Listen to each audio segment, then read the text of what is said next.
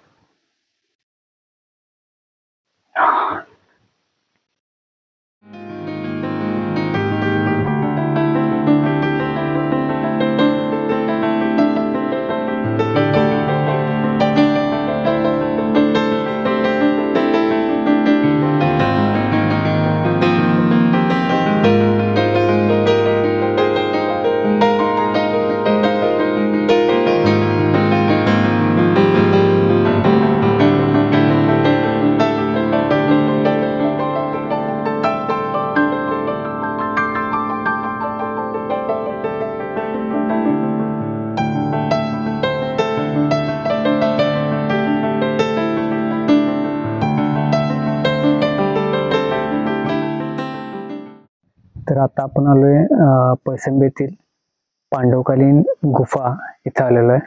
आणि इथं आपल्याला जसं की आपण व्हिडिओमध्ये पाहिलं 12 ज्योतिर्लिंग आहेत व एक आत्मलिंग आहे.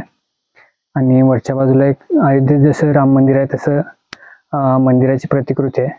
पण तिथं आता सोडत नाहीत, कारण तिथं जंगली प्राण्यांचा वावर भरपूर प्रमाणात वाढलेला आहे. कोणावरही काय संकट येऊ नये यासाठी त्यांनी तिथे जाणं बंद केले आहे. आणि ही एक प्रायव्हेट प्रॉपर्टी आहे, तरी पण ते पर्यटकांना इथे येऊ देतात. तर पर्यटकांना एक विनंती आहे, तिथे या, तुम्ही इथल्या जागेची माहिती घ्या, इथं दर्शन घ्या, पण इथं कचरा करू नका. जेणेकरून तुम्ही जे इथे येऊन कचरा करताय तो इथल्या जे स्थानिक आहेत त्यांना तो गोळा करावा लागतोय, किंवा वन्य प्राणी वगैरे आहेत, तिथला निसर्ग खराब होतोय, निसर्गाच्या सौंदर्याचा ऱ्हास होतोय.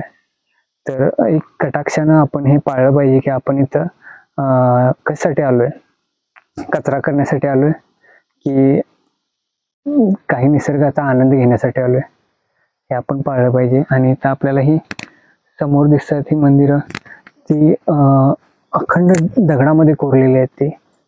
त्याचं असं वगैरे पार्ट वगैरे करून असं बसवलेलं नाही ते, तर संपूर्ण दगडामध्ये कोरलेलं आहेत. अशा मंदिराच्या रचनेला एकाश्म मंदिर असं बोललं जातं, म्हणजे एकाच दगडामध्ये कोरलेलं मंदिर.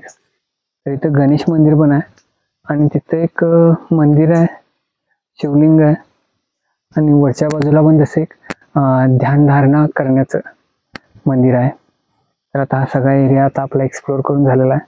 आणि तुम्ही पण या ठिकाणी अवश्य भेट द्या, पण इथं कचरा करू नका, असं आपल्याला तळमळीनं पोटतिडकीनं इथले जे भट जे आहेत त्यांनी सांगितलेलं आहे. तर तुम्ही पण या नियमांचं पालन करा, आणि इथल्या निसर्गाचा आनंद घेण्यासाठी आणि इथली शांतता अनुभवण्यासाठी तुम्ही इथं अवश्य भेट द्या.